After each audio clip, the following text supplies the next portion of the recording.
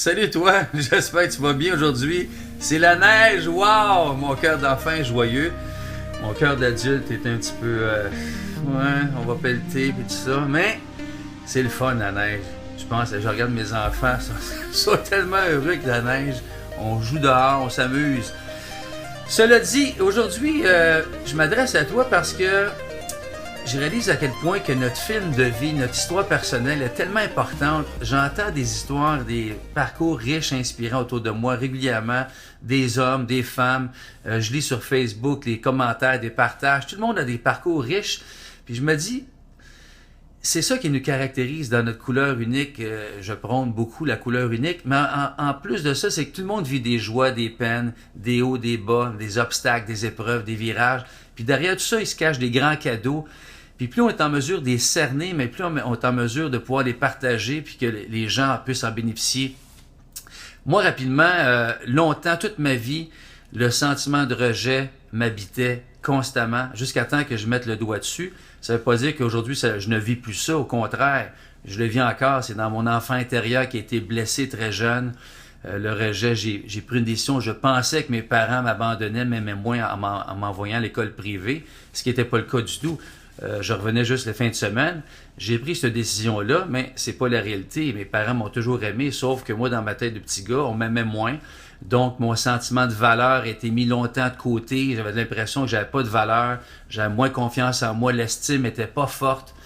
Jusqu'à temps que je puisse identifier cet enfant blessé-là à l'intérieur de moi, comme on a tous un enfant intérieur qui a été blessé à un moment donné ou qui a vécu des défis ou qui a vécu des injustices, des trahisons, de l'abandon, du rejet. Probablement, c'est vrai, puis probablement que des fois, c'est juste des décisions qu'on s'est prises puis qui nous utilisent jusqu'à temps qu'on puisse identifier que il a besoin d'être pris soin, cet enfant-là, régulièrement, puis lui dire, ben non, c'est pas grave, je t'aime, pour pouvoir le maturer, puis pouvoir justement vivre notre vie d'adulte en étant bien, en étant quand même harmonieux jusqu'à certains points. Ça veut pas dire qu'on vit pas des hauts, des bas et des défis, on en vit constamment tous les jours. Est-ce que je suis toujours heureux?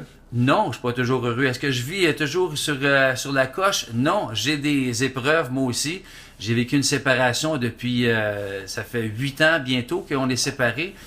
Puis je vis de mieux en mieux ça parce que j'ai accueilli, j'ai apprivoisé la situation. Je suis allé chercher des outils, je médite régulièrement. Moi, mes outils, c'est la méditation. Je fais de la natation aussi, du yoga. Fait que c'est des outils qui me sont bénéfiques pour me permettre de pouvoir me distancier de mon mental et des blessures de mon enfant intérieur qui pourraient regimber facilement.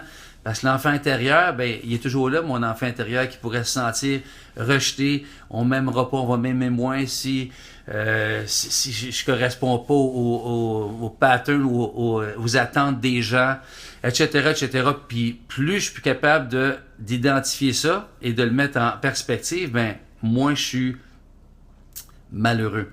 Je suis de mieux en mieux avec moi-même et je peux voir rapidement les pièges de mon mental qui voudrait bien me faire croire que des fois je suis pas à la hauteur, puis c'est pas assez bon mes capsules que je fais, c'est pas assez si. Puis oui, je suis un humain, puis oui, j'ai ces pensées-là qui peuvent m'arriver régulièrement, mais en même temps, je veux pas les écouter trop parce que c'est pas ça qui me rend harmonieux et heureux. Moi, ce qui me rend heureux, c'est de m'exprimer comme je fais en ce moment avec vous. Puis longtemps, je me sens empêché de m'exprimer parce que, justement, on va me rejeter, ça sera pas bon, ça sera pas à la hauteur. Puis là, aujourd'hui, je me dis, écoute, tu as une vie à vivre, mon Perry. Admettons que c'est ma dernière journée aujourd'hui, là, puis que qu'est-ce que je ferais de différent?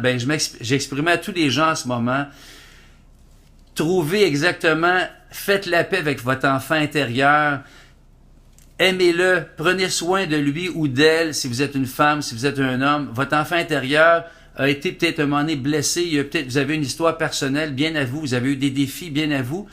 Mais tout ça a un sens à un moment donné, quand on commence à identifier tout ça se tient, ça devient une richesse, des trésors, des cadeaux qu'on peut partager aux autres, puis ça peut faire une différence dans la vie des autres. Alors, probablement qu'en vous partageant cette capsule, ça vous fait émerger des trucs par rapport à votre vie personnelle. Si c'est le cas, tant mieux, je suis content, parce que c'est de là qu'aujourd'hui on peut faire une différence et que tous et chacun on peut affirmer, exprimer notre couleur unique avec nos défis, nos obstacles, nos trésors qui sont cachés en arrière de ça. Sur ce, ben continuez le joyeux temps des fêtes, profitez-en avec vos proches, aimez les gens autour de vous. On ne sait jamais, la vie se passe tellement rapidement, c'est important de profiter du moment présent. Sur ce, continue de célébrer ta couleur unique chaque jour. Merci, ciao.